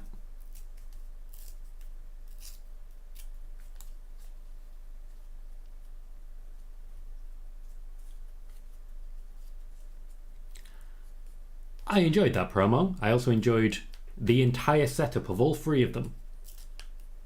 It was a beautiful setup there. Tell you what, all I'm going to say, I'm going to tweet that. Going to keep it nice and simple. Oh, we get Aaliyah versus Lacey Evans next week as well. Oh, no, wrong. Come on. Just scroll up. Oh, god damn it, Twitter. We have the New Day versus the Viking Raiders next week. Sounds like next week is actually going to be a show with a plan. I don't trust it. The WWE doesn't usually plan. I'm suspicious. The MMM segment featuring Maxine Dupree was a beautiful screen full of beautiful people. I feel firmly titillated and juiced. I'm going to say juiced. I mean, it's weird, but I am weird. Which is a good answer for anything. It's weird, but so am I. Okay, so Megan, it didn't look like it was spoiled for you. Who did you think it was? Because I know there was definitely talk about Ginny. Connor says, I hope we get a Triple M segment at SummerSlam where they can show off their summer collection. Looks like we're getting the summer collection next week. And maybe, yeah. I'd like it if they just walk around the crowd at SummerSlam for a bit. That'd be fun. Sean said, is that Sophia Cromwell from NXT? I don't know. Bailey says, who was that? Where's Ed Fries when you need him? He would absolutely know who that was. Joey says, wasn't you a Von Wagner? KJ says, I may be late, but Peter Insider reported that Vince took the decision to retire out of his own choice, made it about a week or as far as 10 days ago. So around the same time the last Wall Street Journal report came out then. KJ says, is she from NXT, the one that be with Von Wagner? Another question for you, Tom. I know you don't watch NXT much. Yeah, I had absolutely no idea. But this is one of the beautiful things about having a team of people right here who are just all very interested in the good old-fashioned wrestling. KJ says, they're stacking SmackDown next week. Wonder why? Because it's a go-home show. It's a go-home show with no Brock and no Roman. Sly says, Maxine Dupree was NXT Sophia Cromwell. I think she could have very strong promo that. Very strong.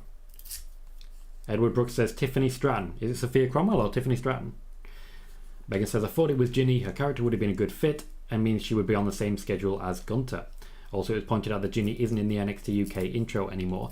Fair, but I do expect there was there'd be a step skipped there. I don't think they want to do that too quickly. Thank you, Simon. He is very much still in the production side then. He would definitely have got WWE's permission to be in that match with Ric Flair then. Again, Angelo Dawkins already showing. It's a beautiful dropkick.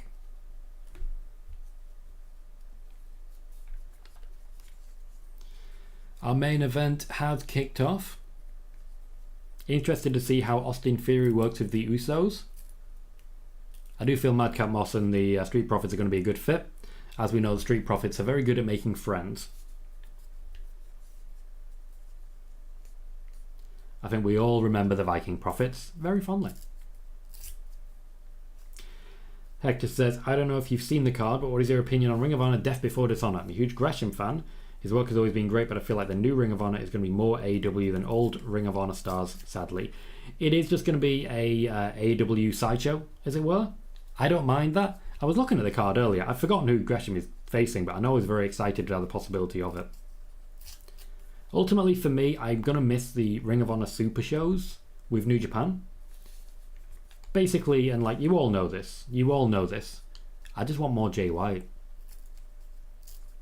Sean says, I saw a report from WrestleMania. WrestleMania do not report news. They just re-report news. They're an aggregator, so that's not the actual source. They said Fury will fail his cash-in, but they also said Dolph will cause him to not cash in. He could cash in after WrestleMania 39. If that's true and the Money in the Bank winner was going to fail, I'm glad Cody didn't win it. Okay, I need you to realise that the plan wasn't, okay, we'll give Fury the briefcase and give him Cody's exact push. That's not the situation. A different person winning the briefcase changes what the plan would have been. Completely. Just completely. So it's not the case that, oh, if Cody had won the briefcase, we'd be in the exact same situation. We wouldn't have been. Claudio, thank you. Thank you, Hector. Claudio.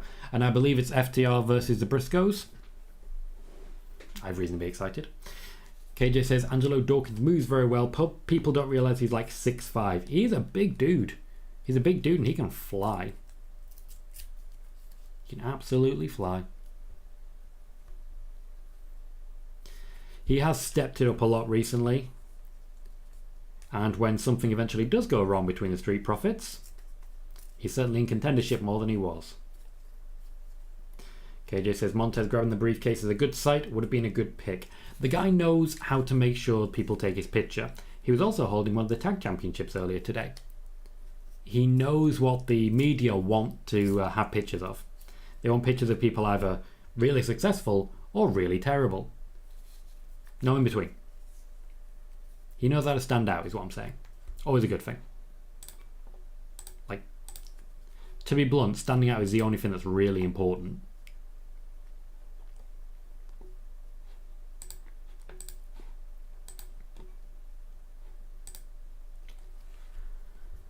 We are currently going into our final 20 minutes. We currently have 11 people watching. We have 11 likes, which is a really nice symmetry there. We've had 805 views so far on the show. Not too many below our spoiler warning earlier today. And I do like that the watch parties are just a bit more chill. Like when we're watching a pay-per-view, there's always a bit of a rush when the pay-per-view starts. But when it comes to a SmackDown, we're a bit more chill. We're a bit more relaxed. We go off topic a bit more. I don't worry about trying desperately to keep your attention. I don't really worry too much about going, whoa, look over here, there's big news coming, look over here, there's big news coming. I don't worry too much about that. I have a different voice as far as I can tell when I watch the recordings back. I'm just chill. And I do feel that this is sort of the home crowd, you know. A lot of people come to Spoiler Warning just for the news. And they'll chat and they'll ask questions, but ultimately they don't jump in during the quieter times. And you know, the questions are what make Spoiler Warning. They're a vital part of it. So I have to be quite high paced. Whereas here, not so much. If I miss a couple of questions, I can just go back and catch them up. If every now and then I realise I haven't scrolled down all the way and I haven't actually answered any of the questions that have come in the last 10 minutes, I can still catch up. If I had 170 people in here right now, I'd be terrified and a bit overwhelmed. But not so much if it was Spoiler Warning like it was earlier. When I advertised Spoiler Warning, I kind of knew where we were going. Megan says the card for the Ring of Honor show looks good.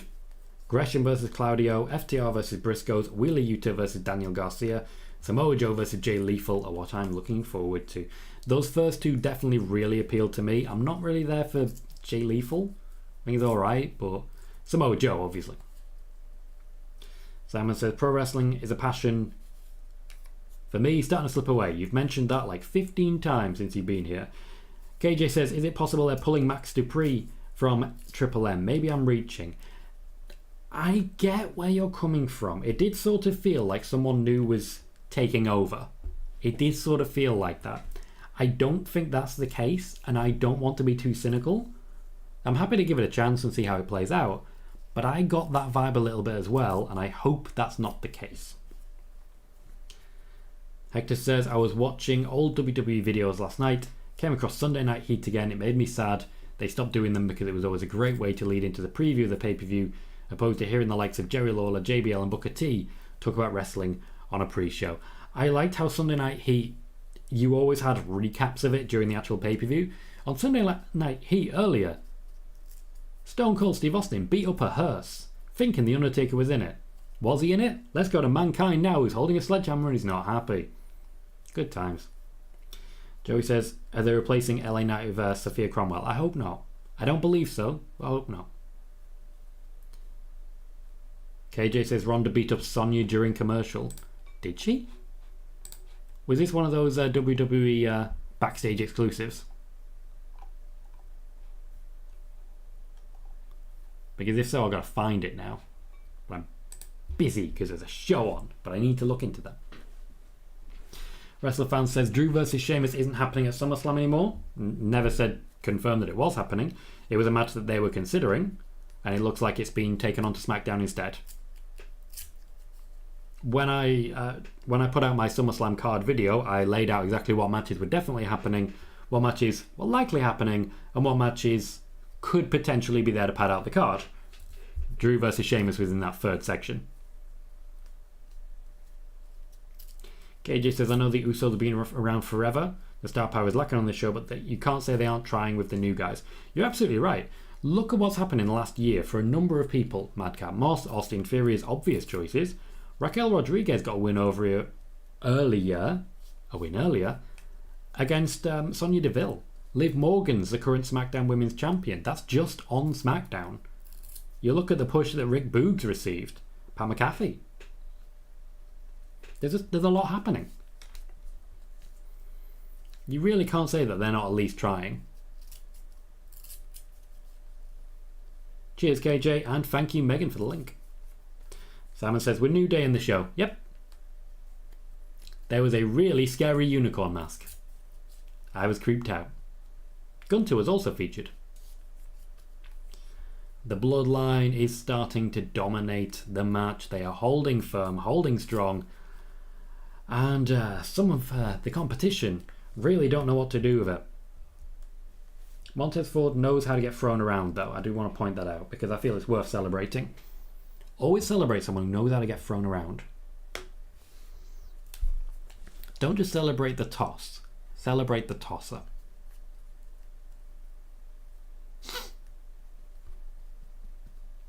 KJ says, in my opinion, since 2016, SmackDown has been the place where stars started their push. AJ is the obvious one from 16. I could go more, but it'll be a while. It will be. Becky Lynch obviously stands out as well. Bray Wyatt, the era of Wyatt. Started on SmackDown in 2016. That's how it's been for a long time. Alexa Bliss, another one of that period, as it were. But that did change when we had Roman Reigns come over to SmackDown, and it started being focused more on the stars, as it were. Basically, the change to Fox and the build-up to it is when it all started to change. That said, I really like the iteration of SmackDown that featured Bianca Belair, Sasha Banks, Seth Rollins, Edge, Roman. It was just a great time. Full of star power. Full of it. AJ always felt like a much bigger deal on SmackDown as well, and I think that's worth pointing out. AJ Styles has never felt like a big deal on Raw. Not at any point. Not at any point. Connor says Naomi got her push on SmackDown as well. She did. She is, of course, the former SmackDown Women's Champion, as indeed is Natalya. As indeed is Natalya. You had a moment there, Connor, didn't you? It was an enjoyable moment for me to watch it. Sean says, I'm not trying to sound like a terrible person here, so sorry to anyone who's a fan of him, but I don't see the appeal behind Carmelo Hayes. Don't think he's good on the mic or in the ring. Not trying to offend people, just saying my opinion. I wouldn't worry too much about offending people, Sean. We're a good crowd here. We're not going to be offended that there is a wrestler you're not that big a fan of. Like, I don't see any reason why I would personally be offended that you like some wrestlers more than others. So I said it helped that Heyman was closely tied to creative on SmackDown for years. I hope he gets that chance again. Well, to be fair, he is basically booking the Bloodline. And the Bloodline, pretty good. Pretty good. I also think, despite the fact that he's a former Universal Champion, I think Kevin Owens' United States Championship run on SmackDown was worth every second. Nakamura got started on SmackDown. Samoa Joe felt like a much bigger deal on SmackDown. There's a lot of people there. And one that doesn't get mentioned that much, Baron Corbin. Baron Corbin, big deal on SmackDown. Always heavily featured on Raw, I'll say that. I don't want to say otherwise, but still. Yes, absolutely, Sean. The new face of America, Kevin Owens. When he trimmed down his beard and just took the piss. Good times. Yes, Connor. We all can't forget Jinder's push as well. You can't say they're not pushing new people when Jinder Mahal was the champion for as long as he was.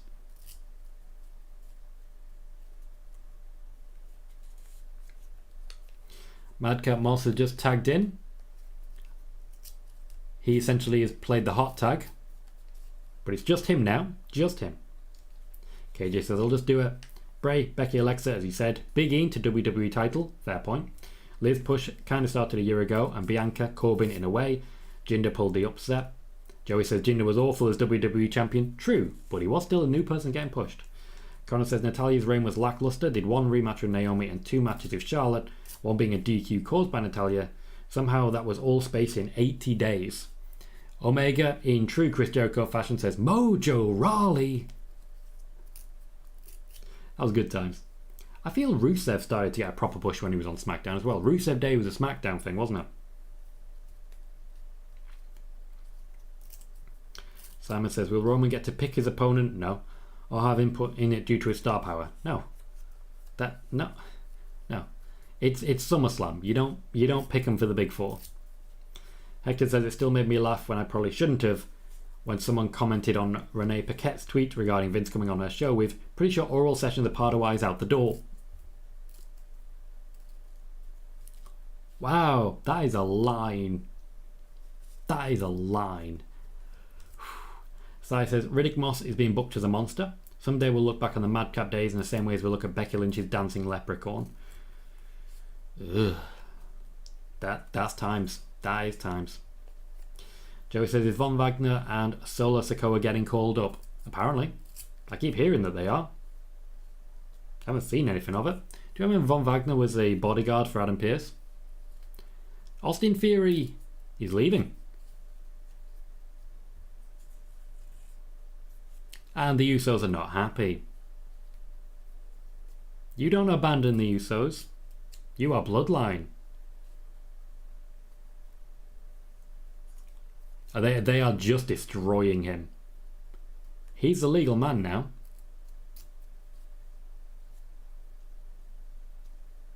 Oh, looks like the Usos are out then.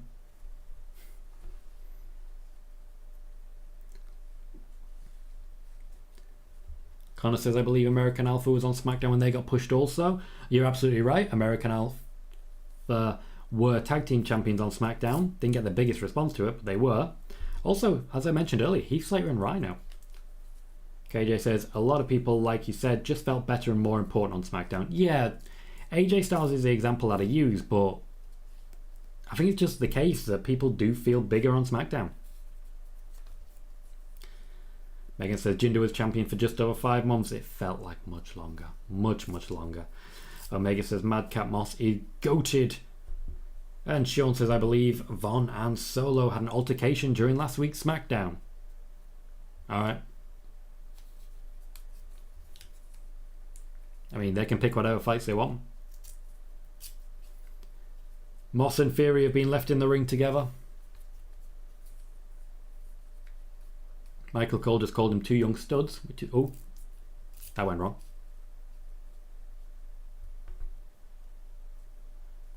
Simon says, why wasn't Liv Ronda listed on the Fightful script as it was the only advertised thing besides the Shinsuke match? Good question. How would I be able to answer that? I'm not Fightful, Simon. I'm not Fightful. If Fightful were wrong, Fightful were wrong. They do put a note at the bottom essentially saying things change, which allows them to be wrong. But I'm not Fightful. I can't explain why they get things wrong beyond saying that for the past few weeks, there's been a few things wrong on those scripts. Sean says, I agree, Tom. Felt like Jinder was champion for a year. A long time. Just a long time. Megan says, Jinder was champion from May 21st, 2017 to November 7th, 2017. And lost the championship in interesting fashion. Just over here in UK, not even on TV. Austin Theory has done a cheat and he's got DQ'd.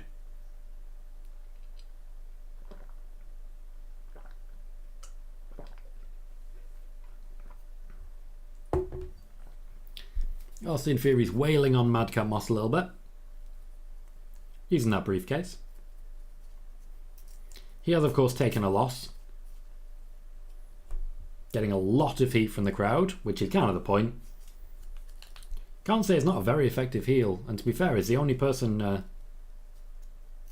really getting this strong a reaction after such a short amount of time on the main roster. Oh look! And when I said he didn't go far. Brock Lesnar is at Smackdown.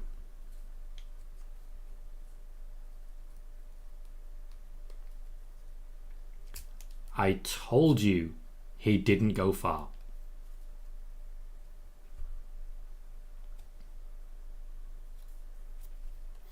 Looks pretty happy, doesn't it?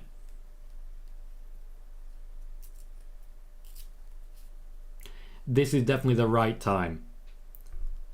Definitely the right time to feature Brock Lesnar. Sly says, wasn't Jinder champion because Vince didn't understand that all the India YouTube watchers were bots? Meltzer said that at the time. Not all the India YouTube watchers are bots. There were times when Sportskeeda had an Indian audience that was actually bigger than WWE's Indian audience. The audience is genuinely there. Rob just says, Brock. Sean says, Theory has lost both of his wrestling dads now. He'll find a new one. And KJ says, I hate that WWE does this. Such a good match and a DQ. Same with last week between. Hector says, Tom, you're not wrong in saying AJ felt the most special on SmackDown. It just doesn't seem like a big deal on Raw, opposed to SmackDown where he made it a point in his promos putting over SmackDown and him being a big deal there. Not wrong at all. Also, if you ask Becky which show she prefers to be on, it's SmackDown. Bailey says, Brock had an early dinner down the street. You don't know how right you are. Omega just shouts, Holy Brock! And Joey says, I'm surprised Brock is back. Yeah, he didn't go far. Megan says, Brock needs to steal Christian's Worked Everyone shirt. Yeah. Yeah, you do. Tell you what I'm going to do. I'm going to take this opportunity to grab a link. Just to grab a link to my video from earlier. You remember the video where I said he's not gone far?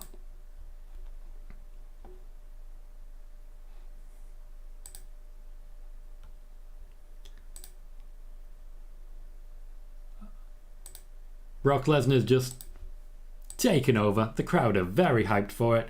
Throws Theory, actually perfect aim, onto the briefcase. For those who watched, spoiler warning, Brock's return isn't a surprise. For those that didn't, it may be worth catching up on the rest of the news. You may not already know.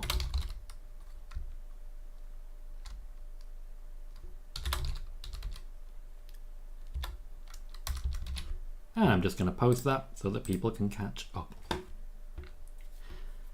Joey says, so was that all the work? Yes and no. Mostly yes. Rob said, Theory's dying for our entertainment. Doesn't he always? Like, he's pretty good at that. That's you've got to give him credit like you give credit for The Miz, you know? KJ says, maybe Brock went for a burger. And Bailey says, and that ends a wild day of WWE wrestling. Si says, thanks, Tom. Enjoyed that. As did I. I had a lot of fun there. A lot of fun. Let me just grab this tweet that I've just posted. And I'm just going to post it into the chat on YouTube and on Twitch as well. I'd appreciate if you could give it a little love and spread the word. Ooh. Hector says, I really wish Brock worked with more people. His current character is a good time. It'd be nice to see him interact with people not named the Bloodline. To be fair, I think there are times when he works very well with other people. He worked with Heath Slater and said he don't give a shit about his kids. His work with R-Truth was brilliant, just basically laughing in his face. His work with Sami Zayn. Every now and then they do let Brock sort of wander off the beaten path. And it's good. It's good. Connor says, see you on Monday, Tom. Had a blast today. Great, Connor. Thank you very much. Happy to hear it. Sean says, no gaming stream. We are back to gaming streams this upcoming Sunday. Had a few things going on over the past couple of weeks, but we are back to The Last of Us Part 2 this Sunday upcoming. More on that as it develops. If you've followed Colohue Gaming already, you'll get the notification at some point tomorrow. In the meantime, though, I do want to say huge thanks to everyone who's joined me. We broke records earlier today. We shared quite a lot of news. And now we've watched an average SmackDown that in the last moment turned into a quite good one. In the meantime though, it is 3 a.m. here in the UK. Your boy Tom Colohue is a little tired. So I'm going to say thanks to everyone. We'll be back for spoiler warning on Monday. We'll also be back for Last of Us Part 2 on Sunday, which is on the Colohue gaming side. But in the meantime, thank you everyone. I've been Tom Colohue. You've been fantastic. I'll see you all very soon.